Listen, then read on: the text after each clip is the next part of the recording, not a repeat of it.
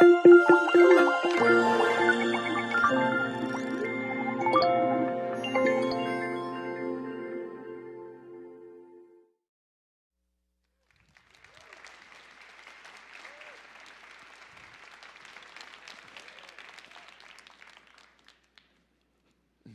everyone. Welcome to the AR design session. My name is Grant Paul from the Human Interface team at Apple, and I hope you've been having a great WWDC this week. So for this session, we're going to start off by I'm going to talk about how to design great AR apps and games with the user interfaces and interactions. And then Omar is going to come up, and he's going to tell you all about making 3D models that look great in AR and feel great in AR. So before we get to that, I want to quickly talk about the basics. So if you're new to it, you might be wondering exactly what it is that we mean when we talk about AR. But even if you're an AR expert, I want to talk about what we mean for this session. So AR, of course, stands for augmented reality. And let's break down what that means a little bit. And we can start with reality, because it's a little bit easier to get into. So what reality means is that AR deals with things in the real world. And that's a little bit different than other things we might have done on our devices that take place on the device, or they take place on the internet. But with AR, things happen in the real world.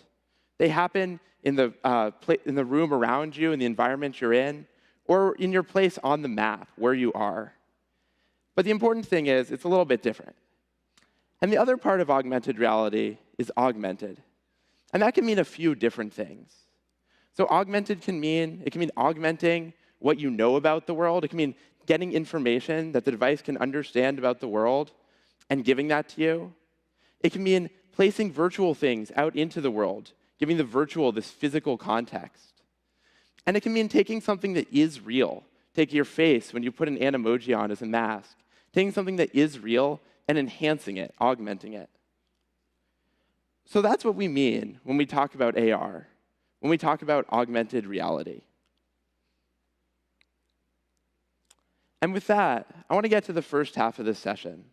I want to start talking about how to design interfaces and design interactions for your AR apps and your AR games. And the first part of that is to talk about how to get people into AR, help guide people into AR.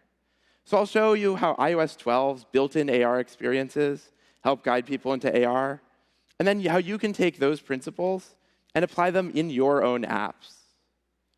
Next, we'll talk about the different ways you can present content in AR, the different possibilities that ARKit opens up, and also some tips and tricks that are great no matter what kind of AR app you're making.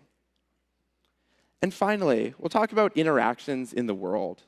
It's a little bit different when you're building an AR app than when you're building a 2D app for what kind of interactions make sense and what kind of interactions you're going to want to use. So we'll figure out what still works great in AR and then where we might need some new kinds of interactions. But first, I want to get started with talking about how to get into AR. And what I'm talking about here is after somebody's downloaded your app, after they've found the AR experience in the app, they've opened it up. What I'm talking about here is when ARKit needs to understand the world. Because for every AR app, ARKit needs some level of understanding of the world in order to start the AR experience, in order to get it going. Because every AR app needs that understanding in order to place its objects into the world or show the user that information.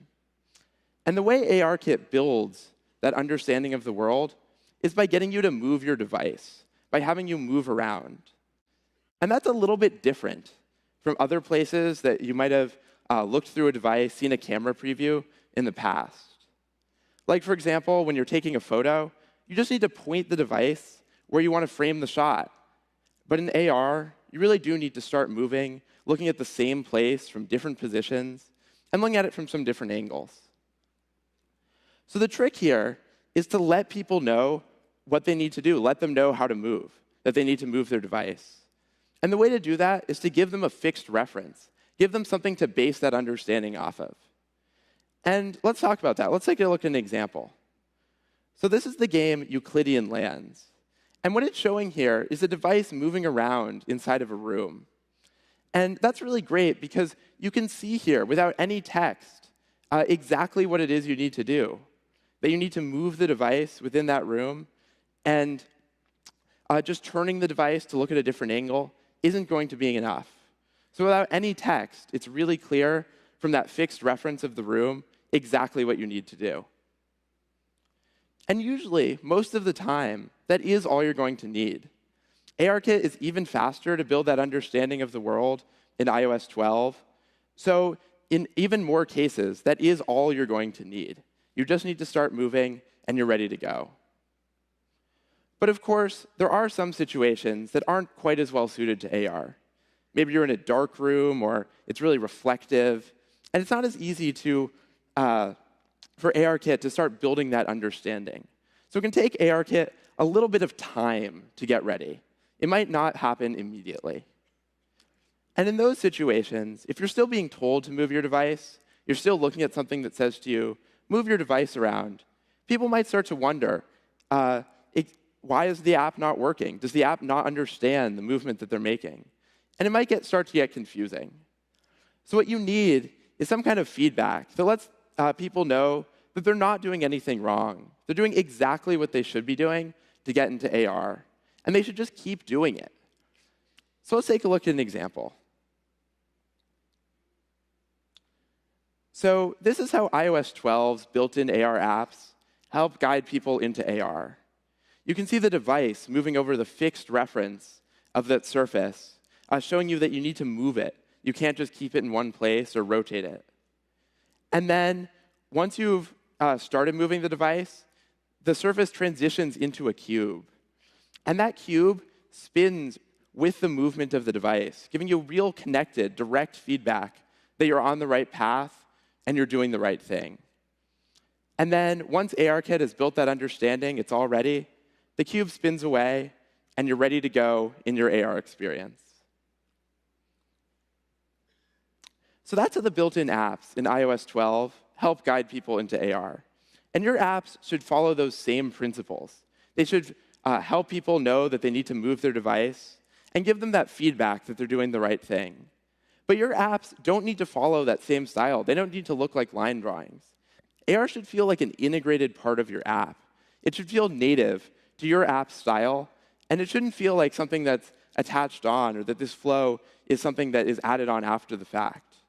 So the important part is to help people down the right path, but it should feel like part of your app while you're doing that. And the last thing I want to talk about for helping get people into AR is that it's important to balance your instructions, your guidance, how you're helping people get into AR, with being really efficient when people already do know what to do. So if somebody already knows what to do, they're just going to start moving their device right away. They don't need any kind of instructions. They don't need anything to tell them to do that. So don't make them sit through any kind of guidance. Since ARKit is so much faster, in a lot of cases, they'll start moving, ARKit will understand the world, and they'll be ready to go right away. All right, so that's getting into AR. That's how you help guide people into your AR experiences. Now let's talk about how to present your content in AR, the different ways that you can show things in AR, and tips and tricks for all kinds of AR apps and AR games. And I want to start with some of the more radical possibilities of things you can build in ARKit. Because not every AR experience has to look like looking through your device, seeing a camera preview of the world, and then placing objects out into space. There are other options as well. So one of those options is to build an AR experience entirely in 2 dimensions. You don't need to show a camera preview. You don't need any kind of 3D graphics.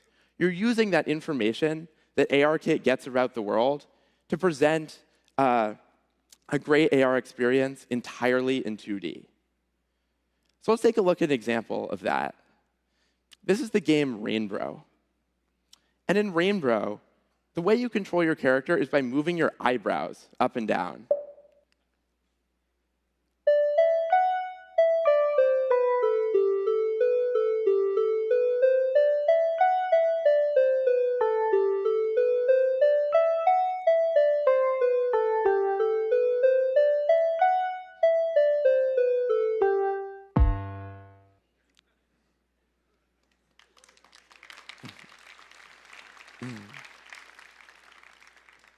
So there's no need for any kind of camera preview here. There's no need for any 3D graphics.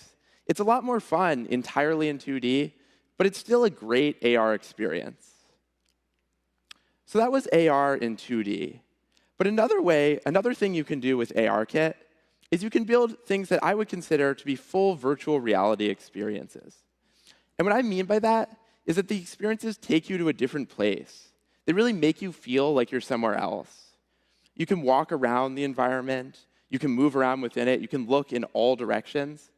And to me, that makes something really into a virtual reality experience, even if it is through a device. And there's some benefits to that. You don't need any extra equipment. It works everywhere. You don't need to wear a headset on your head. It works everywhere you are with the device you already have. You don't need any kind of trackers or anything else. And there's some benefits to looking through a device rather than being fully immersed. Like you're never going to accidentally walk into a wall because you always have your peripheral vision. So ARKit can be a great way to make virtual reality experiences. Let's take a look at one. So this is the virtual reality experience called Enter the Room, and it was developed by the International Committee of the Red Cross. And in this experience, once you walk into the room, you can look around in all directions. You can move closer to things, you can inspect them, you can move farther away, and the sound comes in and it feels like it's coming in from outside the room, from all around you. And that makes it into a really powerful experience. And that's what you can do with virtual reality using ARKit. So those are some of the more radical options of things that you can build with ARKit. We can also look at some tips and tricks that make sense no matter what kind of app it is that you're building. Whether it's a game or a productivity app, these can work for everything. So the first thing I want to talk about here is showing text in AR, because text is really important. All kinds of AR apps have different reasons to show text. If it's a game, maybe you want to show the title of a level or some instructions. Or maybe for other kinds of apps, you want to label something in the world, label a virtual object, maybe show some annotations. But the important part, no matter what reason it is that you're showing this text, is to keep that text readable, make it really easy to read. So the simplest way to show text in AR is to put it out into the world, to put it in perspective. And that can look really cool, but it also has some drawbacks. And one of those drawbacks is what happens when you look at it from an angle. The letters can sort of squish together. It can be a little hard to read. And another issue is what happens when you take a step back, when you're looking from further away. The text can get really small. It's like trying to read a piece of paper from all the way across the room. So if you're showing titles or other kinds of things that maybe people already know or could get in another way, it can be really cool to show that in perspective. But if you're showing something that people really need to read, need to get information from, you might want to try a different option. So a different option that you can use is to show your text in screen space. And what I mean by screen space is that the text is always the same size. It's always facing you. It's always head on. And that makes it really easy to read. It doesn't have those problems of what angle you're looking at or how far away from it you are. But the important part of showing text in screen space is that it is still attached to a position in the world. It's still fixed to the place in the world that you attach it to an object or attach it to some physical feature. And that makes it really feel like part of the AR scene. So screen space text is a great way to label things, put some annotations into AR, but still make them really readable. So here's an example of screen space text. And this is from Measure, which is part of iOS 12. When Measure shows the measurements, it shows them in screen space. So no matter what angle you're looking at those measurements from or how far away you are, they're always incredibly readable. So screen space text is great for readability. But you should still try and keep how much text it is that you're actually showing in AR to as little as possible. And the reason for that is that when text is placed in the world, you always have to keep pointing your device at it in order to read it. if you turn your device to a more natural reading position, the text is going to go away. So if you have more detailed text, if you're showing details about some kind of object or something in the world, you should show those details on the display. And then people can use all that experience that they built up using iOS and reading things on their devices to read those details directly on the display. And when you're showing those details, when you're coming out of AR, it's important to have a transition, because those transitions can make it really clear what it is you're looking at, what text, what object it is that those details are referencing, what it is that you're getting details about. So let's look at an example there. And this is also from Measure. In Measure, when you tap on a measurement, it comes out of AR to show the details about that measurement flat on the screen. And that's great because it's really easy to read. You don't have to point your device, your phone at the measurement in order to read it. But it's also really clear because of the transitions. The transitions show you what measurement it is that you're looking at details for. And they comes out of the measurement, so you're never going to be confused. So transitions, they're really great for when you're coming out of AR and going back into AR for showing details on the display. But they're also really important when you're just showing objects in AR. And that's because it makes it feel like there's one version of the object. It makes it feel like that object has its own identity. And that's important because things in AR are so physical. They have that physical sense. When you see them in AR, they look real. And things in reality, you can't just copy them. You can't just make multiple copies. So it's important to keep that same principle when you're showing objects in AR. So this is what happens when you quick look an object in AR. And it shows a great example of keeping that identity. When you switch from the Object tab to the AR tab, the object stays in place. It always stays visible. It doesn't disappear and then come from somewhere else. And even when you're deciding where to place the object here, it always stays visible on the display. So it's really easy to see that there's one version of this object. And even when you go back into the app that you were quick looking the object from, it still shows the object transitioning back to where it came from. So it feels like there's one object moving between different parts of your app and then into the world and back out of the world. It doesn't feel like there's multiple copies. All right, so that was a bunch of information in a row about the different ways that you can present your content in AR. So let's do a quick recap of that. So first, we looked at the different ways you can make AR experiences, and we talked about using AR to create entirely 2D experiences with no camera preview and no 3D graphics. We talked about how VR can be a great way to build experiences with the AR kit that make you feel like you're somewhere else, that can be really powerful and really immersive. We talked about using screen space to show text in AR to make it really readable from any angle and readable from any distance. We talked about showing your details on the screen so that they're easy to read without pointing your device at some specific place in the world, and that you can use all of that same knowledge that you've built up reading things on iOS. And finally, we talked about transitioning into AR and out of AR for showing details flat on the display, but also to give objects that sense of identity, that sense of physicality that's so important in AR. All right, so that's presenting content in AR. It's the different ways you can present it, and some tips for different types of content that you're going to want to show in your AR apps. Now let's talk about how we can interact with that content. Let's talk about interactions that make sense in the world. And let's start with touch, because touch has been really important all the way back to the beginning of iOS. Multi-touch was there right from the start, and it's been the most important way to interact with our devices. And the reason touch is so important, the reason touch is so great, is that it enables direct manipulation. And direct manipulation is when you interact directly with things on the screen, like they're physical objects. You're not using controls to scroll or to pinch to zoom. You're interacting directly with the content. It's like there's a physical thing that you're manipulating. And that's even more important in AR.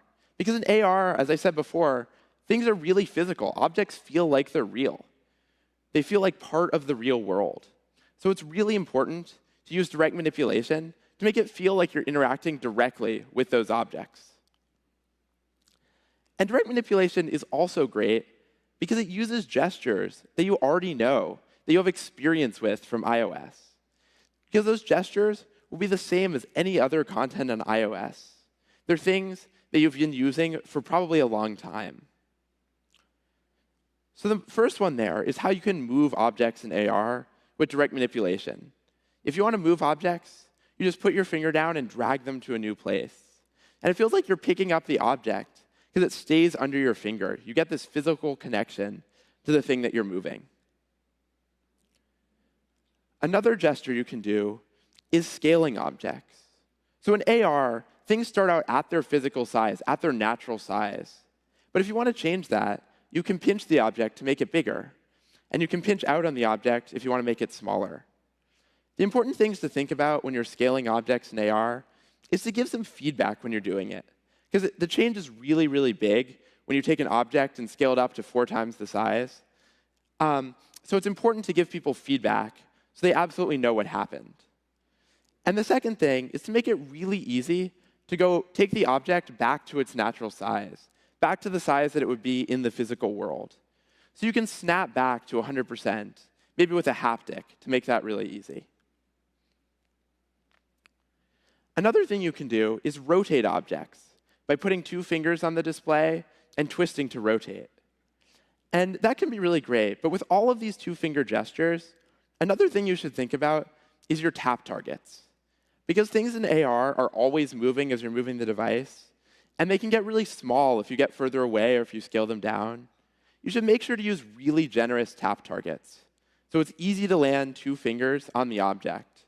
And be sure to use the center of those 2-finger touch positions to figure out which object to interact with, because you might not be able to land 2 whole fingers, even on a generous tap target in AR. All right, so direct manipulation is really great in AR. It's really important because AR is so physical. But it's also not quite enough for most AR apps.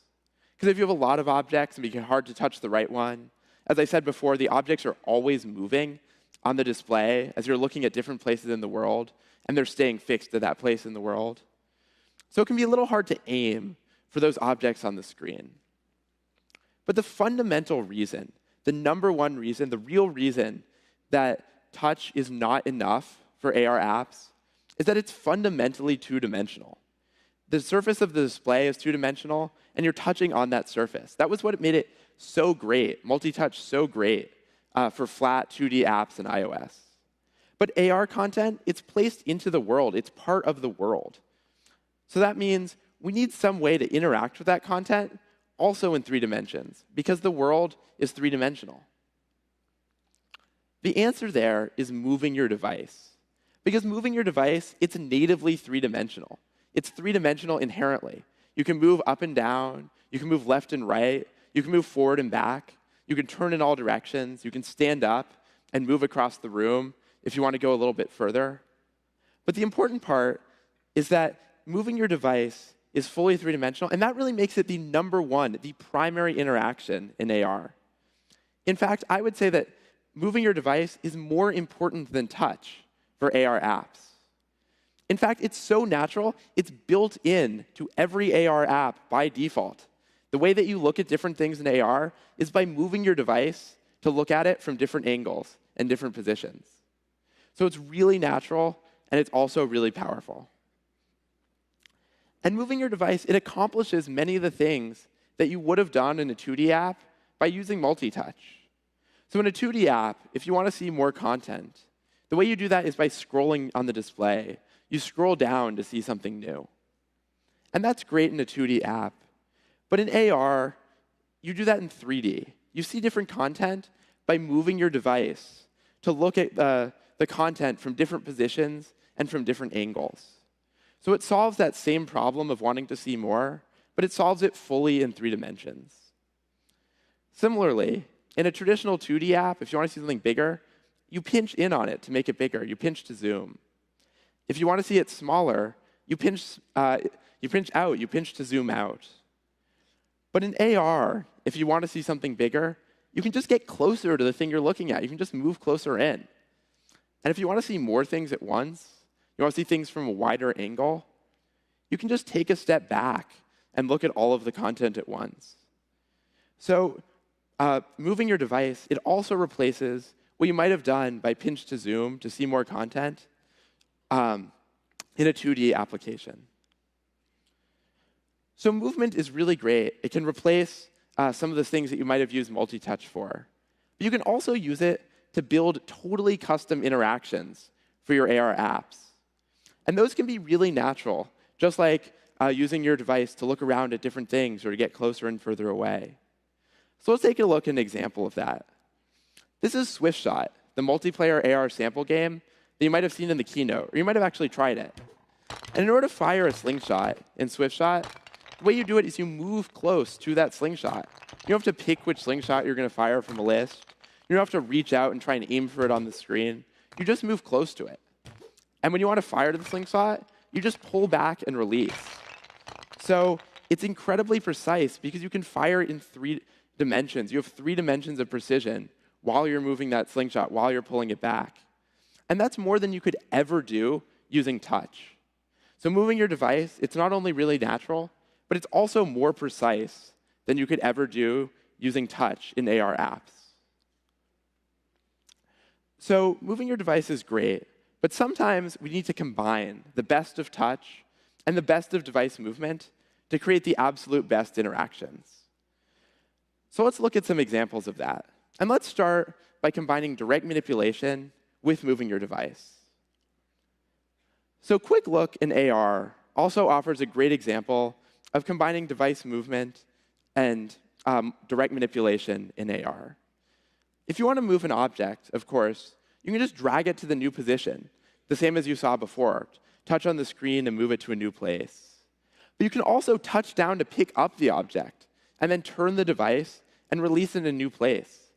And that's great because it gives you the full 3-dimensional control of moving your device to pick where you're going to place it.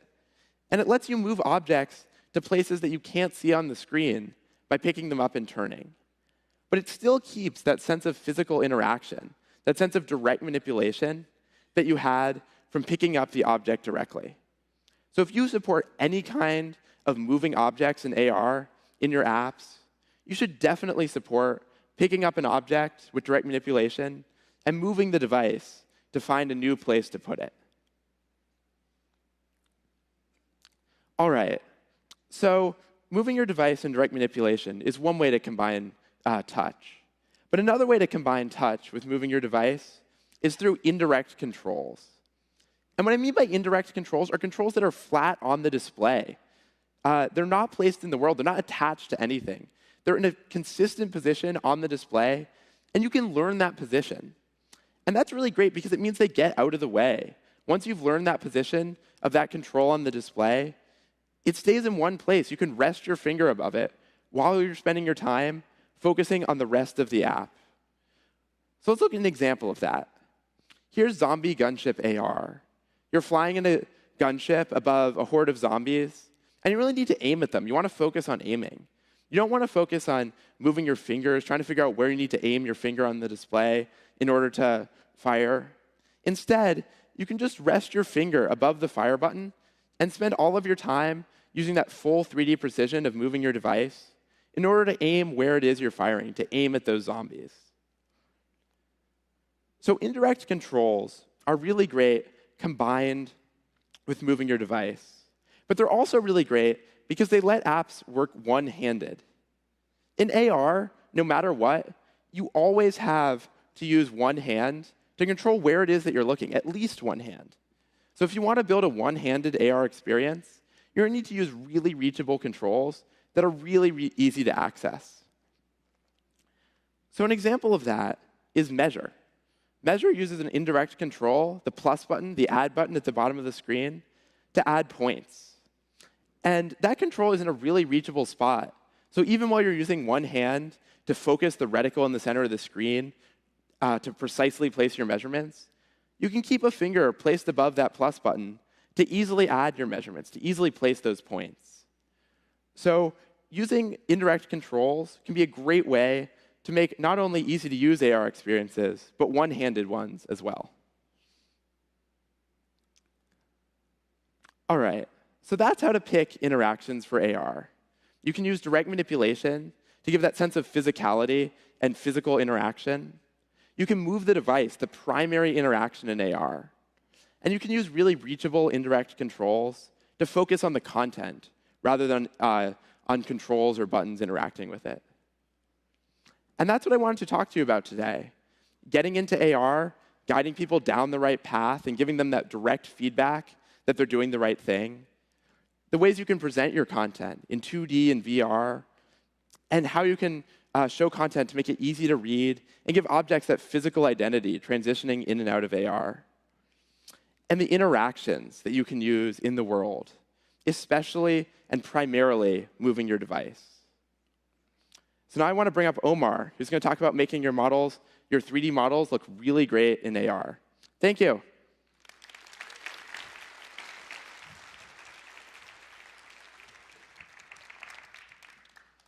Thanks.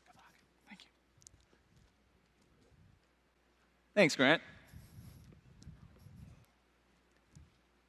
Hey, everyone. I'm really excited to be up here to talk about some best practices that you need to keep in mind while you're developing your content for your AR experiences. So we have a lot of different pieces of information to cover today.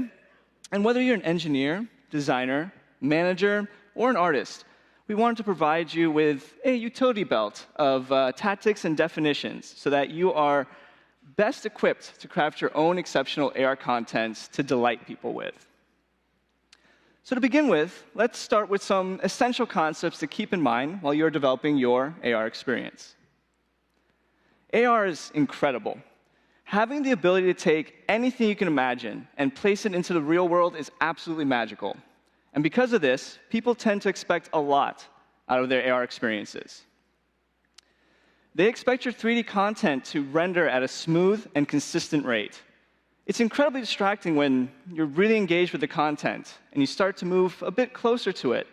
And then you want to appreciate those fine details. And all of a sudden, wham.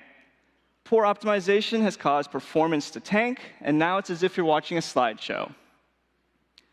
So to ensure you're the most smoothest performance at all times and to keep people fully engaged with your AR scene, your app needs to render at a recommended target of 60 frames per second.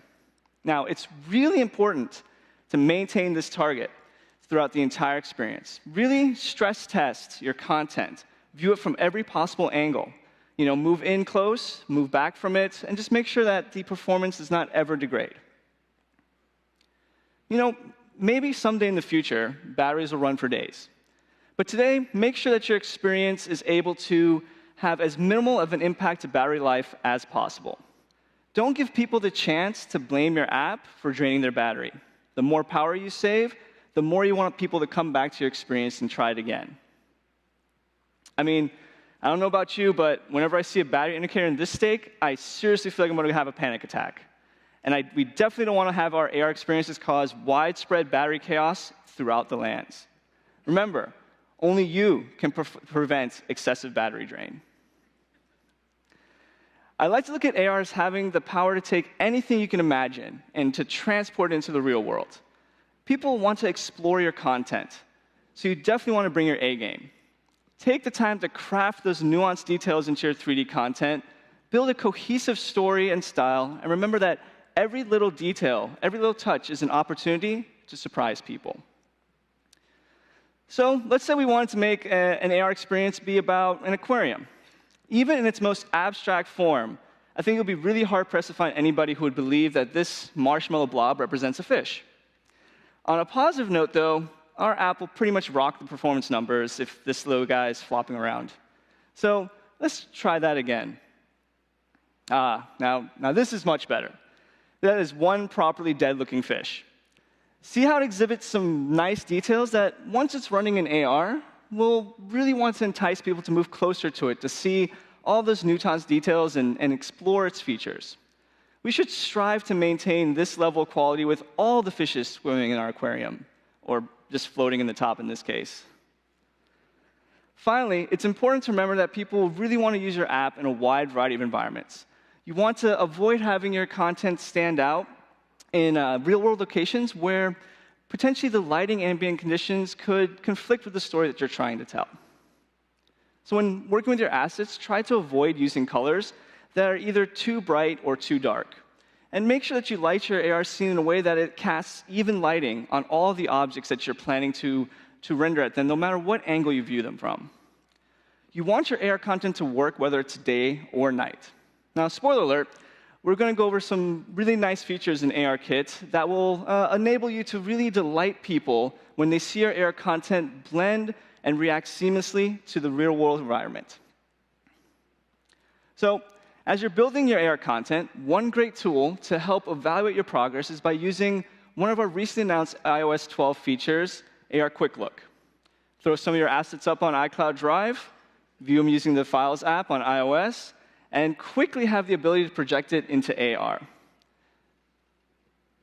Heck, you can even show off your masterpiece by throwing it onto a website so that your friends can look it up and you can view it anywhere, right up from Safari. It's pretty awesome. Definitely go back and check out the session with Dave and David, who go over details over best practices of how to use AR Quick Look, and I guarantee you it'll probably change your life with how you develop your assets. So now that we've taken some time to consider what people expect from our AR experience, let's quickly plan out what type of app we're going to build today. You know, it's always a good idea to start thinking this through before you begin creating your 3D content, as knowing what you want to make will help narrow down how best to optimize your content and your assets for AR. So you're sitting at your desk, and suddenly you're struck by inspiration. You just came up with the most absolute brilliant AR experience ever. All right, so let's step back and ask ourselves a couple questions first.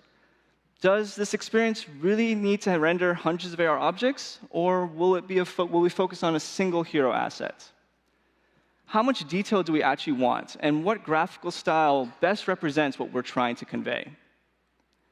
Have we really paid attention to Grant earlier and are thinking about the level of interaction we want people to have with our experience?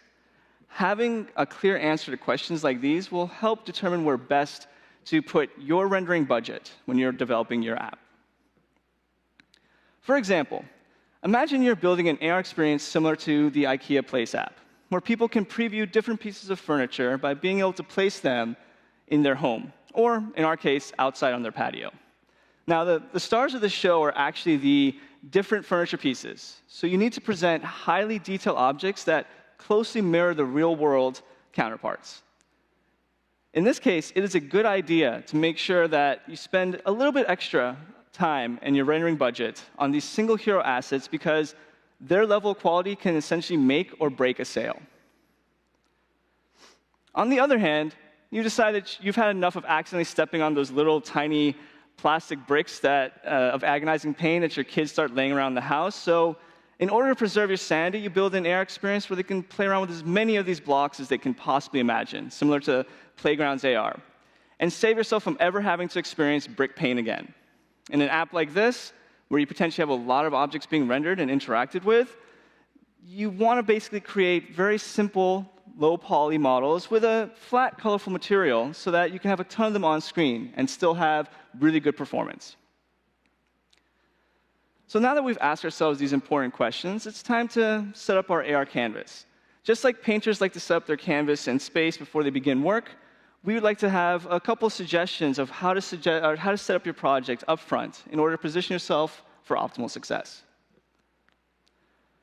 We are big fans of creating a focus square to determine where to start placing your AR content.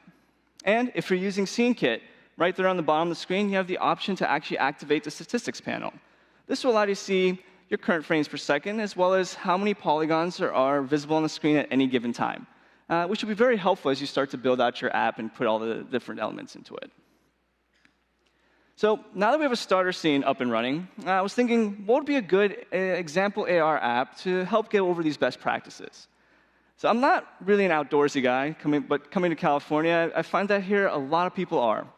So I've been trying to connect with nature, go camping, maybe make a campfire for once, and yeah, that really didn't happen. So instead I thought, let's just throw it into an app and see how it goes. And we're going to call it Campfi AR. I know, it's perfect, right? Now we can work on building out detailed single objects and bring all the joys of being outdoors without the fear of any of those bugs or fresh air. We decided to render with a stylized, semi-realistic, and playful graphical style, and apply unique details through the use of a careful application of some key physically based material properties. These choices mean that we could potentially use a lot of polygons to render the content on the screen, but why deprive people the ability to spend multiple hours staring at our beautiful campfire? Let's avoid going down that route and work towards optimizing our scene by using a few tricks of the trade. So we'll begin by focusing on the foundational structure of 3D objects, the mesh, and describe the typical development flow that will allow you to create highly detailed models but still maintain a low poly count for all the models in your scene. And for those of you who might not know, poly count is essentially the number of polygons, typically triangles, that a mesh is composed of. So one of the first things we like to do is lay out the basic structure of an AR scene by using these simple meshes. We find using this type of whiteboxing technique to be really helpful for testing out some basic interactions, as well as seeing how well the objects fit into the real world. What kind of scale are they at?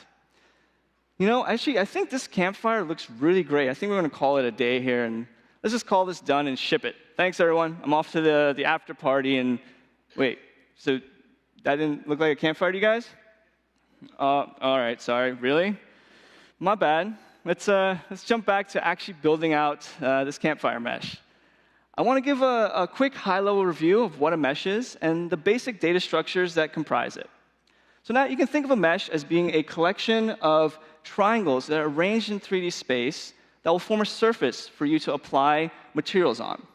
And the corners of these triangles are actually made up of points called vertices, which hold different pieces of information, such as its position in space, UV coordinates for texture application, as well as a very important property that we'll go over later called the normals. Well, since I got busted for trying to ship early, I wanted to redeem myself by building out one of the most gorgeous campfires in the world. Take a look at the details of this camp. Look at that fish and those branches. You can see all the intricate details of the scales as well as the etchings found on the bark. But man, my performance is tanked. And that poly count has gone up to almost about 1 million polygons for this screen. So I'm already in hot water, and I don't want to get into any more trouble, so we better go back and fix this, as I'm concerned about the impact that this will have on battery life, as well as how people are able to perceive and interact with this AR scene. So let's see what we can do to kind of help reduce the number of polygons here. Most 3D authoring tools have specific functions that make it easy for you to reduce the actual complexity of your models. Here, we've reduced the number of polygons associated with the high-density model of the fish. But notice that as we zoom in, many of the details have been lost. But don't fret. We can use certain material properties later on that will bring back a lot of those missing details. The key here is to build a solid foundational mesh that uses a minimal amount of polygons. So let's put aside the high-density mesh for now, and let's focus on building up this low-density mesh as we move forward. All right, so I'll admit that this isn't looking quite as good as before, but man, you can take a look at that performance. Not only have we saved a crazy amount of overhead by reducing the number of polygons found on the screen, but we're able to add a bunch of 3D objects to the scene to make it even more robust. And if you recall, in our previous high-density mesh, we were running at about 30 frames per second, but now we're back to 60 frames. And we were close to about 1 million polygons, and now it's down to 9,000. This is incredible. Because of this, we are well on our way to having those performance specifications that we desire, a really solid frame rate with minimal impact to the battery life. So now that we have this optimized model in our campfire scene, let's see how we can bring back some of those details that we lost by working on with some of these different material properties and techniques that will ensure that our model looks as good as possible while still maintaining that great level of performance. So you may have heard this term before, physically based rendering, thrown about regarding modern 3D rendering. It's a pretty complex topic that will take a lot more time than we actually have in this session to go over, but the basic concept describes the ability to take the application of your different material properties onto your mesh in order to have it react realistically to the simulated lights found in your AR scene. And moving forward, all the materials that we'll be discussing conform to this shading technique. If you want further details about this concept, there's a great WWDC 2016 talk that goes over details about physically based rendering as it applies to SceneKit, called Advances in SceneKit Rendering. Now, with that said, let's start talking about our first material property, albedo, or what is sometimes lovingly referred to as the base or diffuse color property. So let's jump back into Campfire AR. Previously, our base mesh was looking a little bit boring with the gray material associated with it, but after you apply the albedo, you'll start to see that it looks a lot better. But the Campfire is still missing a lot of those small, finite details that were originally found in that high-density mesh. As you move closer to the Campfire, you'll notice that all the surfaces are relatively flat. And this is something that we'll definitely correct later, but first, let's dive into the albedo property a little bit more.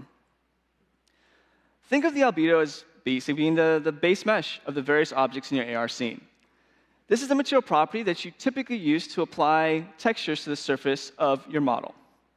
If you recall, your mesh contained different vertices that held different pieces of information.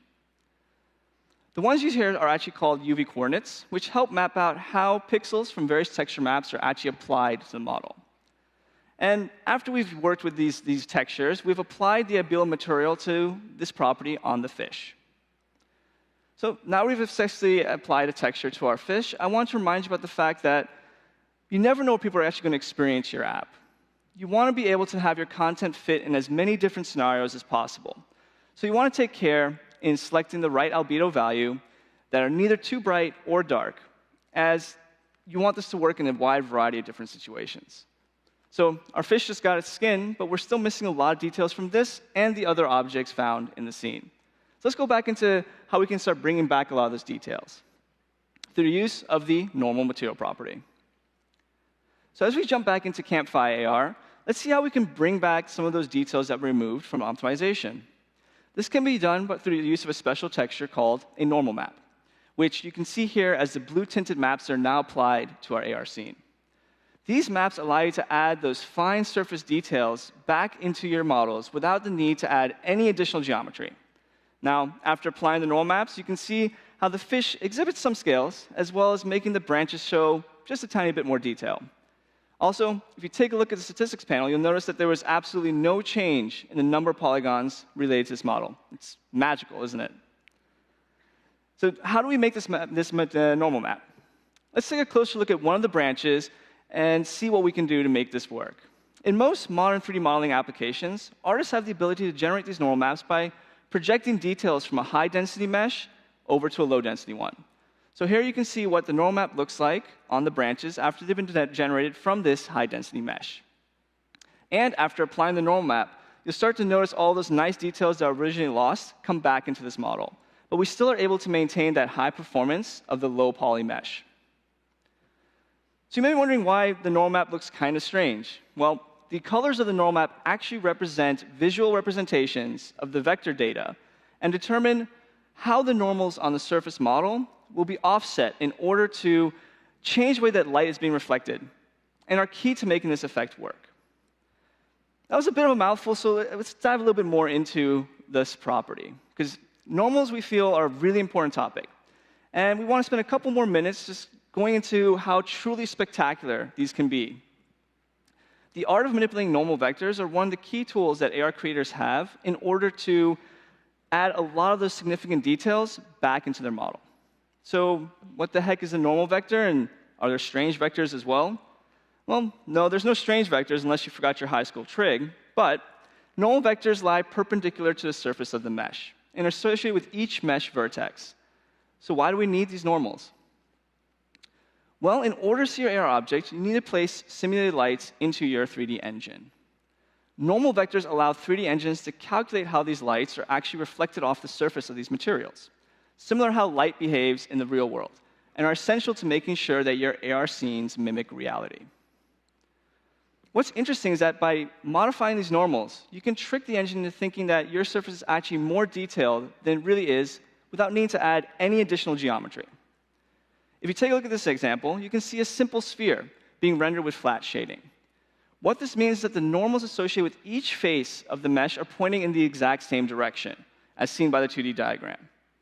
Now, when light reacts to this surface, you'll be actually able to notice all of the different polygons comprising this mesh due to it being evenly lit across each face. Here, though, we're using the exact same model, but leveraging a technique called smooth or Phong shading. Notice that the normals are actually gradually changing as you move across the surface of the polygon. When the engine calculates the light reflection off of this model, it'll give the impression of a smooth, curved surface due to the gradual interpolation of these normals. What's really awesome is that these two models have the exact same number of polygons associated with them. But through this normal manipulation, the object will seem to have a much more smoother and detailed surface without the need to, again, add or change any of the geometry associated with this mesh. Whew. All right, so we've gone through enough about the normals. Let's kind of go over what it takes to add a little bit more shiny to your scene. Campfire AR is definitely starting to look better, but some of these normal maps, but some of these parts seem a bit dull, especially the objects that you expect to be shiny and reflective, kind of like the kettle or the fish in this scene. What we see here is the results of applying a metal map to our AR scene. A metal map is used to determine which object surfaces should exhibit reflective properties. Once the material property is activated, notice how shiny and reflective the areas we designate as being metallic are, and on the kettle as well as the scales of the fish. So let's focus specifically on the kettle. We'll begin by taking the original albedo map and then apply a metal map to the metalness property of this material. After the application of the metal map, the 3D renderer will actually designate the surface to be reflective in the areas in the map that were actually white. And despite being called metalness, it doesn't necessarily mean that your object needs to contain metal. Rather, we're just letting the 3D engine know that this object should exhibit kind of a reflective surface. Now, it's best to use a metalness map in your model, like our kettle here, when it has both a mixture of metallic and non-metallic surfaces. It is a simple grayscale map where the level of metalness ranges from being black for non-metal surfaces to white for metallic surfaces. And it allows for a single material to be used to represent both reflective and non-reflective surfaces on your single object. However, this kettle is a bit crazy reflective and doesn't really quite provide the look that we're hoping for. So in this case, we want to potentially vary the amount of reflectivity as well as simulate the fact that all surfaces are not perfectly smooth, and they actually might exhibit like small micro aberrations to their surface. And this is where the roughness material property comes into play. So returning back to Campfire AR, you can see how the reflective surfaces are a bit too smooth. As we layer on the roughness maps, you're going to see that we're going to modify both the kettle and the fish to adjust the way that they're reflecting. And then after we apply the roughness material property to both of these objects, you can clearly see the reduction of their reflectivity. This combination of roughness and metalness properties are another important concept to focus on. So let's dive a little bit deeper into the roughness material property. Use roughness to simulate microsurface details, which in turn will affect the way that light is being bounced off of that surface. If the roughness property is set to completely smooth, then light will bounce off your surface like a mirror. As you increase the roughness of material, light will reflect over a wider range of angles. Here, we're slowly scaling a constant roughness value between no roughness to max roughness on the kettle itself. And this is a good way of being able to simulate the concept of having microsurfaces and blurring the reflection to a point where you might not even see any reflectivity depending on which range you put your value to. So for the kettle, we have taken the original metal surface, and instead of just applying a constant roughness value to it, we actually applied a roughness map. And this will help designate the surfaces where we will be scattering the light more often and more than others. Once we've applied the roughness map, we get to see the real final look of the reflectiveness of this kettle, which is a lot less shiny as before. Now, a combination of this metalness property and this roughness property really make your reflective AR models look phenomenal. Roughness can be used to tweak how much of your objects will reflect the environment and can be really used to add a lot more realism to your metallic surfaces. You can use this roughness map to add additional minor details, as we've done here, to make our kettle look a little bit more scuffed up. Now, to close out materials, there'll be two more material properties that I want to discuss to further refine your models and have a good balance between performance and aesthetics. Ambient occlusion is a material property that is used to provide your model with self-shadowing, which in turn can lead to adding additional depth and details to your AR models. Now, while normal maps are great for applying a significant amount of details back into your AR model, you can use ambient occlusion to really hammer in those details. Here, we're visualizing the ambient occlusion maps for Campfire AR, and it's a bit of a difficult effect to demonstrate, as it's meant to be relatively subtle. But see if you can notice the additional shadows on the logs, as well as the certain areas near the bottom of the kettle. In our case here, it's kind of like playing Where's Waldo with shadows, so let's focus in on the logs on the scene. So here we're showing you the normal mapped logs before. Now, there are some great details found in the ridges, but we can definitely improve some of these areas. Now, as we look at the ambient occlusion map, you can see how we've added some regions of self-shadowing to the lower portions of the log, as well as around these small embedded stumps. And after we apply the map to our ambient occlusion material property, I hope you can see the benefits of adding those baked detail shadows without the need of using expensive dynamic lights in your scene. When working in AR, we recommend that you actually bake your ambient occlusion into a map, which is what we've done for Campfire AR, rather than use the alternative, such as screen space ambient occlusions, which is a camera-based post-process effect and can potentially lead to poor rendering performance in your scene. And last, but certainly not least, be frugal with the use of your transparency in your materials. If you must use transparencies, we recommend that you use separate materials for objects where you see a combination of transparent and non-transparent surfaces. In general, when working with AR content, the use of a lot of transparent surfaces can potentially have a huge impact on performance, especially if you are having transparent surfaces that are kind of stacked in front of each other when you're viewing them. This is known as overdraw, and it's something that you definitely want to avoid when you're working in AR. Whew. All right. I hope everybody's still with me, as that was quite a lot to go through. So far, we focused mostly on how the AR content will react to the simulated lights found in our 3D engines. But now it's time to focus on some ways to make our content seem like it's actually part of the real world.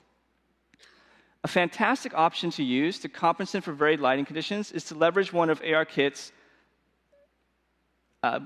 well-known features, light estimation. Let's begin by activating this functionality and see how it affects our kettle. Notice that when the ambient light changes in intensity in the real world, a similar adjustment is made to the ambient light in our AR scene.